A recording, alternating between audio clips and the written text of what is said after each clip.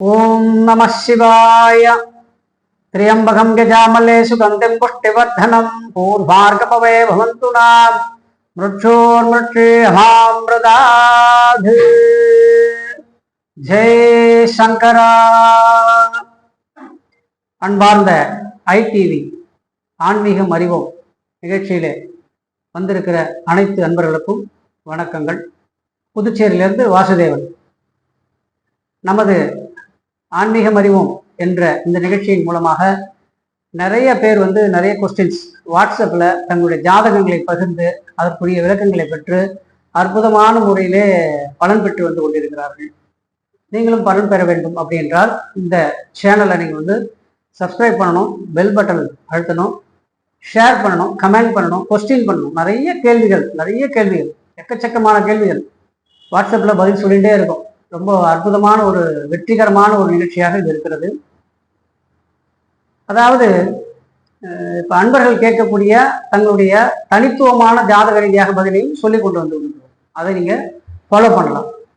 இப்படி என்னுடைய நம்பர் அங்கே கொடுக்கப்பட்டிருக்கிறது 9597180623 வாசுதேவன் அப்படிங்கிற நம்பருக்கு நீங்கள் வாட்ஸ்அப்பில் உங்கள் கொஸ்டினை பண்ணிங்கன்னா உங்களுடைய பதில் வாட்ஸ்அப்லேயே கொடுப்போம். வாட்ஸ்அப்லேயே உங்களுக்கான பலன், உங்களுடைய ஜாதக பலனை அறிந்து கொள்வதற்கு ஏதுவாக இருக்கும் அப்படிங்கிறத தெரிஞ்சுக்கலாம்.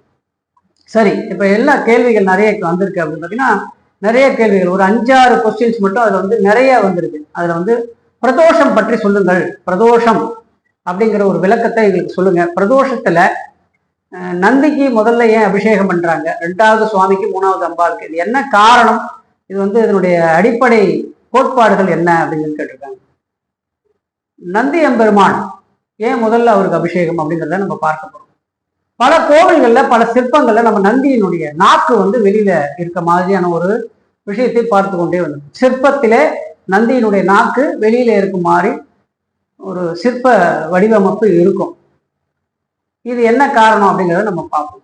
ஆழ கால விஷம், அதாவது பார்க்கடலை தேவர்களும் மற்றும் அசுரர்களும் கடையும் பொழுது முதல்ல வரக்கூடிய ஒன்றானது ஆழம் காலம். ஆழம் என்றால் ஒரு விஷம், காலம் என்றால் ஒரு விஷம். ஆழ காலம் 2 விஷமும் சேர்ந்து மேலே எழும்புகிறது. கிட்டத்தட்ட ஒரு நாவல் கனி அளவிலே தான் அந்த விஷம் மேலே வருகிறது. கடல் தன்னுடைய விஷத்தன்மையை கக்குகிறது. அப்போ அந்த விஷத்தை பார்த்து அசுரர்களும் தேவர்களும் இங்கும் அங்குமாக ஓடிக்கொண்டிருக்கிறார்கள். அப்போ யார் அதை சாப்பிட்டா அடுத்து அமுதம் வரும், இந்த விஷத்தை முதல்ல சாப்பிட்டாதான் அடுத்து நான் அமுதம் கொடுப்பேன் அப்படின்னு பார்க்கடல் சொல்கிறது. அப்போ இந்த விஷத்தை எடுத்து உண்பதற்காக யாரும் தயங்குகிறார்கள், எல்லோரும் தயங்குகிறார்கள். அப்போ சிவபெருமான் நேரா நான் ரொம்ப சுலபமான மொழியிலே, அதாவது நீங்க வாட்ஸ்அப் பார்த்துட்டு இருக்கீங்க, ரொம்ப குறுகிய காலத்துல விஷயத்தை சொன்னாதான் உங்களுக்கு எல்லாம் புரியும். ஆகினால அதை சொல்றோம். அந்த விஷயத்தை எடுத்து தன் வாயிலே போட்டு விழுங்குவதற்காக முயற்சி செய்கிறார். பார்வதி தேவி அங்கேயிருந்து இந்த கழுத்தை அப்படி பிடிச்சி அந்த விஷம் ஆழக்காலமே நில் என சொல்கிறார். இந்த இடத்துல நின்று போடும். அதனாலதான் பாத்தீங்கன்னா ஆண்களுக்கு மட்டும் இந்த டான்சில் கோலம் என்று சொல்லக்கூடிய இந்த டான்சில் கோலம் இருக்கும்.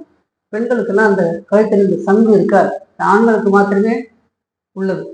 அப்போ அந்த விஷமானது அங்கே நின்று விடுகிறது. ஆனால் மயக்கம் உறுகிறார் சிவபெருமான். அந்த விஷம் இங்கே நிற்பதினாலே மயக்கம் உறுகிறார். மயக்கம் உருவதனாலே அவருக்கு இங்கும் அங்குமாக அவர் அலைப்பாய்ந்து கொடுக்க, உலகமே அந்த சமயத்தில் அவர் உலகை கட்டி காக்கக்கூடியவர் அல்லவா, அவர் இங்கும் அங்குமாக ஓடிக்கொண்டிருக்கும் போது உலகமே அப்படி இப்படியுமாக உருளுகிறது. தீப்பற்றி எரிகிறார். அவர் ஏற்கனவே சிவபெருமான் ஒரு அக்னி ஜுவாலை, இன்னொரு அக்னி இந்த கழுத்துல இருந்து 2ம் சேர்ந்து உரசி தீப்பிடித்து விடுகிறாரு. சிவபெருமான் முழுவதுமாக எரிந்து கொண்டிருக்கிறார், தீப்பிழம்பாக காட்சியளிக்கிறார். உடனே அண்ணாமலை தீபமா அப்படின்னு கேட்பீங்க, அதெல்லாம் இல்லை, தீப்பிழம்பாக அப்படியே எரிந்து கொண்டிருக்கிறார், அக்னி ஜுவாலையாக.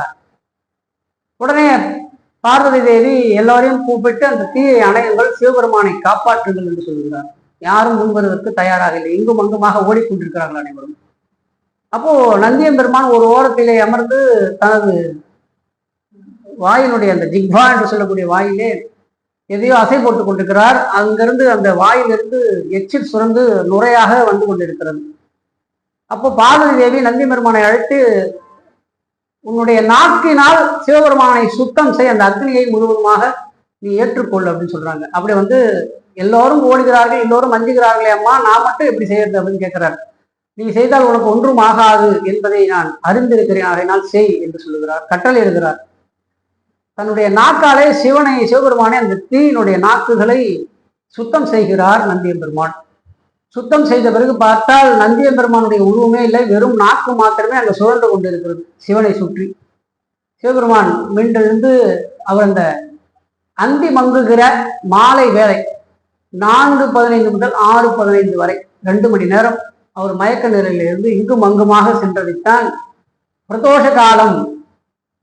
அப்போ அவர் தெளிந்து எழுந்து அந்த அவர் மயக்கமுற்று இங்கும் அங்கும் ஓடிக்கொண்டிருந்ததுதான் அப்பிரதட்சண முறை என்று சொல்லக்கூடிய ஒரு முறையானது தோன்றுகிறது. சிவபெருமான் இங்கும் அங்குமாக நடமாடிக்கொண்டிருந்ததைத்தான் பிரதோஷ காலத்தில் அப்பிரதட்சண முறை என்று கொண்டு வந்தார்கள். இங்கு போயிட்டு அப்படி தெரிந்து வர்றது, அதாவது மூலஸ்தானத்திலே நந்தியம்பெருமான் முன்னணியில நின்று கோமுகம் வரை தண்ணீர் விழும் சண்டிகேஸ்வரர் வரை சென்று திரும்பி வருவது, அதே போல் 3 முறை வலம் வர வேண்டும் அந்த பிரதோஷ காலத்திலே.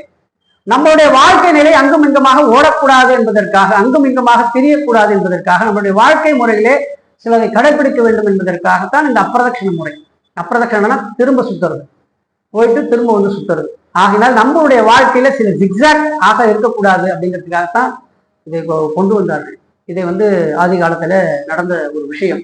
அப்போ அந்த நந்தியம்பெருமான் சுத்தம் பண்ணதுனால சிவபெருமான் விழித்தெழுந்து அவருக்கு அருளாசி வழங்குகிறார். நந்தியம்பெருமானே இந்த பிரதோஷ காலத்திலே சாயங்காலம் அந்தி மங்குகிற இந்த காலத்திலே நடைபெறுகிற இந்த பிரதோஷ காலம் என்று சொல்லக்கூடிய அந்திமங்க தினமும் பிரதோஷம் தான், 4:15 6:15 தினமும் பிரதோஷம் தான். ஆனால் முக்கியமான அந்த திரையோதசி என்று சொல்லக்கூடிய அந்த திதியிலே நடைபெறுவதனாலே அந்த திரையோதசி சிறப்புறுகிறது. வளர்பறை தேய்பறை 2 பிரதோஷங்கள். அப்போ அந்த திரையோதசியை நடைபெறுவதனால நந்தியம்பெருமானுக்கு அருளாசி வழங்குகிறார். நந்திகேஸ்வரர் என்ற பட்டத்தையும் வழங்குகிறார். சிவபெருமான் 5 நபர்களுக்கு மட்டும்தான் இந்த ஈஸ்வர பட்டத்தை அறிவிக்கிறார். விக்னேஸ்வரர், சனீஸ்வரர், நந்திகேஸ்வரர், ராவணேஸ்வரர், சண்டிகேஸ்வரர். இப்ப 5 பேருக்கு தான் அவர் கொடுத்துருக்கார். விக்னேஸ்வரர், சனீஸ்வரர், ராவணேஸ்வரர், நந்திகேஸ்வரர், சண்டிகேஸ்வரர், இப்படி 5 பேருக்கு தான் அந்த பட்டத்தை அவர் அருள் இருக்கிறார். அப்போ அந்த நந்தியம்பெருமானுக்கு அந்த நந்திகேஸ்வரர் என்கிற பட்டத்தை அருளி இந்த பிரதோஷ வேளையிலே தினமும் மாலை வேளையிலே 4:15 முதல் 6:15 மணி வரை நடைபெறும் அபிஷேக ஆராதனைகளை கலந்து கொள்பவர்களுக்கு எண்ணிலடங்கா விஷயத்தை நாம் அருளவிருக்கிறோம். அப்பொழுது முதலிலே உனக்கு அபிஷேகம், உன் நாக்கை வெளியிலே வைத்துக் கொண்டிருந்தால் அந்த அபிஷேக தீர்த்தமோ அந்த பழ வகையில் புழியக்கூடிய ரசமோ பஞ்சாமிர்தம், பால், தயிர், இளநீர், விபூதி போன்றவையெல்லாம் உன் நாக்கிலே பட்டு உன் உடம்பு உன்னுடைய உடம்பு வளருவதாக அப்படின்னு வரம் கொடுக்குறார். அதனாலதான் எல்லா கோவிலில் இருக்கக்கூடிய சிற்பங்களிலும் நந்தியின் நாக்கு வெளியில் இருக்க மாதிரி சிற்பம் அமைக்கப்பட்டிருக்கிறது. முதலிலே நந்திகேஸ்வரருக்கு அபிஷேகம், பிறகு ஈஸ்வரனுக்கு அபிஷேகம், அப்புறம் அம்பாளுக்கு அபிஷேகம் என்ற முறை வந்தது. இந்த பிரதோஷ காலத்தில் இந்த பிரதோஷ வேலை அப்படிங்கிறது ஒரு 35 வருடங்களுக்கு முன்பாக, அதுக்கு முன்னாடி இருந்தது. கோவில்ல இருக்கிற அர்ச்சகர்கள், சிவாச்சாரியார்கள், குருக்கள் மாத்திரமே அதை கடைபிடித்து வந்தார்கள். அவர்கள் மூலியமாக இழந்தா பக்தர்களுக்கு தெரிவிக்கப்பட்டு 35-40 வருடங்களுக்கு முன்பாக இந்த பிரதோஷ காலம் நடந்தது. அதுக்கு முன்னாடி நடந்தது கோவிலுக்குள்ளே அர்ச்சகர் மாத்திரம் அந்த அபிஷேகத்தை பண்ணி அந்த இது வச்சிருந்தார்கள். அப்புறம் கொஞ்சம் கொஞ்சமா மக்களுக்கு தெரியும் இது என்ன சாமி விளக்கம் அப்படின்னு சொல்லும்போது இதை பத்தி விளக்கத்தை சிவாச்சாரிய பெருந்தகைகள் சொல்ல, அதன் பிறகு ஒவ்வொன்றாக வளர்ந்து இந்த இன்றைய தினம் பிரதோஷ காலம் எண்ணிலடங்கா சிவாலயங்களிலே மிக பிரமாதமாகவும் அற்புதமாகவும் நடந்து வருகிறது. இந்த பிரதோஷ வேளையிலே பக்தர்கள் அனைவரும் இந்த உத்தியோகம் என்று சொல்லக்கூடிய நல்ல உத்தியோகம் நீடிச்சிருக்கணும், உத்தியோக உயர்வு கிடைக்கணும் அப்படிங்கிறவங்கலாம் இந்த பிரதோஷ காலத்திலே சுவாமிக்கு தேனும் பாலும், அந்த நந்தியம்பெருமானுக்கு பழ வர்க்கங்கள், அந்த நந்தியம்பெருமானுக்கு சிறப்பான ஒரு மாலையெல்லாம் அணிவிப்பார்கள். திராட்சை மாலை, கருந்திராட்சை மாலை அணிவிப்பார்கள். சுவாமிக்கு அன்றைய தினம் குழந்தை இல்லாமல் இருப்பவர்கள் பிரதோஷ காலத்தில் நந்தியம்பெருமானுக்கு சிறிய சிறிய மணிகளாக வாங்கி மாலையாக கொற்று நந்தியம்பெருமானுக்கு சாற்றினால் குழந்தை பேரு உண்டாகும் என்பதுதான் முக்கியமான விஷயம். மக்கள் பேரு உண்டாகும். அப்புறம் அந்த நந்தியம்பெருமானுக்கு வாழைப்பூ மாலை சாற்றுவார்கள். புட்டு முக்கியமா நீங்க பிரதோஷ காலத்துல முக்கியமா சுவாமிக்கு என்ன விருப்பம் அப்படின்னு பாத்தீங்கன்னா, வெல்லம் கலந்த அரிசி மாவு புட்டு சிவபெருமானுக்கு ரொம்ப உசிதம். அப்போ அந்த நந்தியின் நாக்கிலே விட்டுவதற்காக புட்டு நந்தியின் நாக்கிலே சிவாச்சாரிய பெருந்தகைகள், கோவில் அர்ச்சகர்கள் சாட்டுவார்கள். ரொம்ப ரொம்ப முக்கியமான விசேஷமான உள்ளது. கொம்பு வழியாக சிவபெருமான் நாட்டியம் ஆடுவதை பார்க்க வேண்டும் அப்படிங்கிறது தான் ஐதீகம். அதனால இந்த பிரதோஷத்தை பத்தி நீங்க எல்லாம் தெரிஞ்சுக்கிட்டீங்க, ரொம்ப சந்தோஷம். நிறைய கேள்விகள் கேளுங்க, உங்க ஜாதகத்தை பத்தின விளக்கங்கள் கொடுக்கப்படும் அப்படிங்கிறத தெரிவிச்சுக்கிறேன். இந்த சேனலை, ஐடிவி சேனலை, ஆன்மீகம் அறிவோம் சேனலை நீங்க வந்து சப்ஸ்கிரைப் பண்ணுங்க, பெல் பட்டன் அழுத்துங்க, ஷேர் பண்ணுங்க, கமெண்ட் பண்ணுங்க. நிறைய கேள்விகள் கேளுங்க, பதில் கொடுத்து கொண்டே இருப்போம். நன்றி, நமஸ்காரங்களுடன் வாசுதேவன், புதுச்சேரி.